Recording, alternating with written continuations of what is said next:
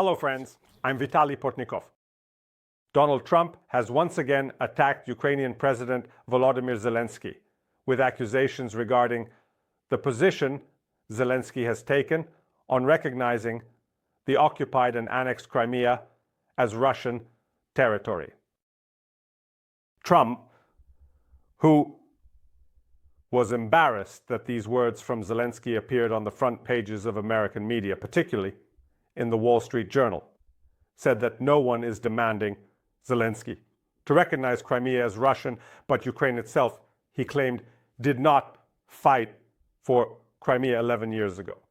And this, by the way, is the person who constantly accuses the same Zelensky of allegedly starting the war with Russia and says that a small country should not act this way towards a country that is much larger than itself. However, the point here is not about those illogical passages which can always be traced in any post by the American president on social media.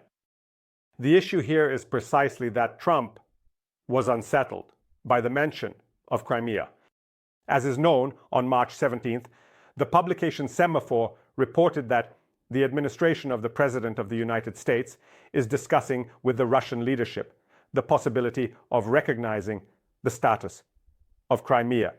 And then the White House emphasized that they would not comment on the details of the negotiations being conducted with Russian President Putin by Trump's special representative, Steve Witkoff. Now, especially after the recent meeting in Paris of the heads of diplomatic departments and national security advisors from the United States, the United Kingdom, France, Germany, and Ukraine, the issue of recognizing Crimea as Russian territory, particularly by the United States, has once again appeared on the front pages of global media, much more renowned than the publication Semaphore, with the acknowledgement that the idea of recognizing Crimea's status could become part of the peace agreement that is to be signed between the Russian Federation and Ukraine and end the Russian-Ukrainian war. And the discussion was primarily about the fact that it would be the Americans who would talk about the Russian status of the occupied Crimea, that it would be the United States recognizing this status. It is quite unclear why the recognition of the Russian status of Crimea by the United States could change anything in the situation with the Russian-Ukrainian war, except, of course, for the humiliation of Trump himself. It is evident that neither the countries of the European Union, as has already been emphasized by the leaders of these countries and the leaders of the European Commission, nor Ukraine recognize the fact that annexed Crimea was recorded in the Constitution of the Russian Federation as a subject of this country. Of course, Turkey also does not recognize the annexation of Crimea and its Russian status. Therefore, the decision of the United States regarding the recognition of Crimea's Russian status is more likely to be a moment of episodic satisfaction for Putin, which moreover has no legal consequences, because decisions on the recognition of certain territories as parts of various states are ultimately made not by the American president, but by the United States Congress.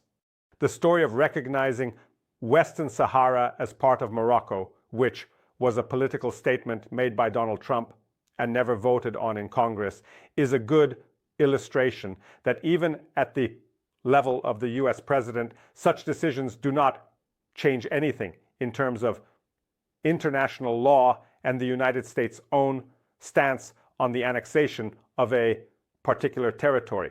Without Congress, nothing can be decided here. But I have the impression that the story with Crimea is being proposed by the Russian leadership primarily to humiliate both the United States and Ukraine in order to obtain from Donald Trump the desired memorandum, which could then be presented to the citizens of the Russian Federation as the fact that the United States was forced to recognize what Every Russian already understands Crimea is ours and that Ukraine should soon make the necessary changes to its constitution and renounce claims to Russian Crimea. And after that, all other countries will do the same. And in this way, at least on the level of propaganda, the status of Russian President Putin as a gatherer of lands can be confirmed, not only through the presence of Russian troops on occupied Ukrainian and, incidentally, not only Ukrainian territories, but also through the fact that these claims by Putin and the Russians on foreign lands may be recognized by the President of the United States. Can this help end the Russian-Ukrainian war? In my opinion, it only fuels Russian appetites. Now even the press secretary of the Russian President, Peskov, emphasizes that military actions can only end after Ukrainian troops leave the territories of Donetsk, Luhansk, Kherson, and Zaporizhia regions, which, as is known, are also annexed by the Russian Federation and recorded in the Russian Constitution. Moreover, they are annexed not on the territories over which the occupier established control as a result of military actions during the period of 2014-2025, but within the administrative borders of the regions as part of the Ukrainian state. And it is evident that every time Trump or any other official from this remarkable administration agrees with the idea of the Russian status of Crimea, a completely logical question will arise in Moscow. If we manage to pressure the Americans regarding Crimea, why can't we pressure them regarding the territories of other regions annexed by Moscow? And why can't we occupy another part of Ukrainian territory in other Ukrainian regions, so that later we can demand that Ukrainians withdraw their troops from these territories as well, thereby also claiming to seize large parts of Ukraine without a fight. The famous salami tactics often used by aggressors when they lacked the strength for a blitzkrieg. The same blitzkrieg that has remained an unattainable goal for Putin and his military personnel since February 2022.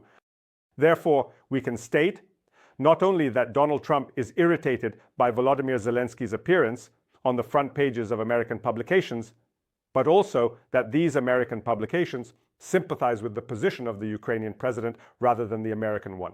Because the position of the Ukrainian president aligns with common sense, while the position of the American president completely contradicts it. And this is simply a mistake that does not bring us closer to ending the war, but rather strengthens the aggressive appetites of those who wish to continue it. Thank you, friends. Stay on this channel, subscribe to it, follow my social media and my channels on Patreon, Buy Me a Coffee, and Donatello, which help develop these resources. Use the sponsorship feature on YouTube itself. Victory and peace to you.